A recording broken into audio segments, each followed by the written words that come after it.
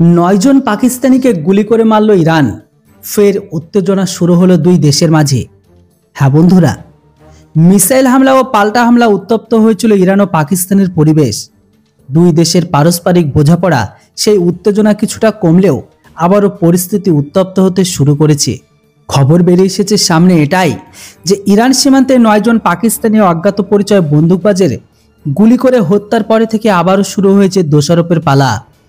ইরানে পাকিস্তানের রাষ্ট্রদূত মোহাম্মদ মুদসির টিপু সোশ্যাল মিডিয়ায় জানিয়েছে যে সরাবানের 9 জন পাকিস্তানি নাগরিককে গুলি করে হত্যা করা হয়েছে।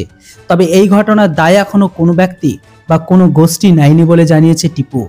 তবে ইরানের সিস্তান বালুচিস্তান প্রদেশের এই ঘটনা নিয়ে ফের দুই দেশের মধ্যে নতুন করে উত্তেজনার আবহ তৈরি হলো। তবে পাক বিদেশ মন্ত্রকের মুখপাত্র মুমতাজ জহরা বালুচ জানিয়েছে, এটি অত্যন্ত নিন্দনীয় ঘটনা। আমরা এই হামলার প্রতিবাদ করছি। ইরান প্রশাসনের সঙ্গে এই ঘটনা নিয়ে যোগাযোগ করা হয়েছে।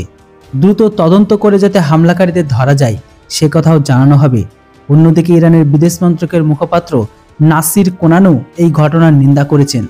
সোমবার পাকিস্তানের সফরে যাওয়ার কথা ইরানের বিদেশমন্ত্রী হোসেন আমিরাদ্দোলাহিয়ানের, তার আগেই কিন্তু এই ঘটনার অস্তিত্ব বাড়িয়ে দিল। নতুন করে উত্তেজনার আবহাওয়া তৈরি হয়ে গেল দুই দেশের মাঝে। যদিও ইরানের বিদেশমন্ত্রীর দাবি পাকিস্তান এমনকি ইরানের মধ্যে বন্ধুত্বের সম্পর্ক নষ্ট করার চক্রান্ত চলছে, কিন্তু দুই বন্ধুত্ব দেশে এই চক্রান্ত একদমই সফল হতে দেবে না। গত 16 জানুয়ারি পাকিস্তানের বালুচিস্তান জঙ্গি ঘাঁটি লক্ষ্য করে মিসাইল হামলা চালিয়েছিল তারা। হামলার পরপর ইরান দাবি করেছিল জঙ্গি সংগঠন জস আল আদলের ঘাঁটি গুড়িয়ে দিতে এই হামলা চালানো হয়েছিল তাদের তরফ থেকে। সেই হামলার পাল্টা জবাব দেয় পাকিস্তানও। তারাও ইরানের সিস্তান ও বালুচিস্তান প্রদেশের মিসাইল হামলা চালায়। হামলা পাল্টা হামলায় দুই দেশের মধ্যে যুদ্ধের আবহ তৈরি হয়। যদিও তা প্রশমনে দুই দেশে কিন্তু সমঝোতার রাস্তায় হেঁটে আসে।